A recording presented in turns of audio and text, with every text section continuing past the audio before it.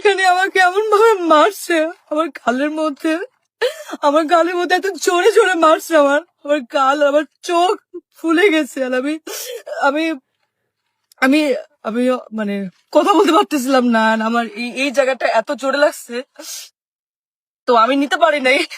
And উনি এটা intentionally করছে, এবং করার পর আমি বললাম যে আপু এটা কি করলেন আপনি, কেন? ছেলের মধ্যে ছিল না, উনি আমাকে মেরে আমার এখানে এখানে যে দেখেন দাগ, খামচির দাগ টাগ, হাতে দাগ টাগ, রক্ত বের করে ফেলছিল কালকে প্রথম সিনে।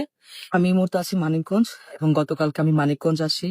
এসে আমি তানজিদ দিশা আপুর জন্য আমি খুব সুন্দর ঢাকা থেকে গিফট নিয়ে আসছিলাম, যে আমি তানজিদ দিশা আপুকে গিফট গুলো দিব।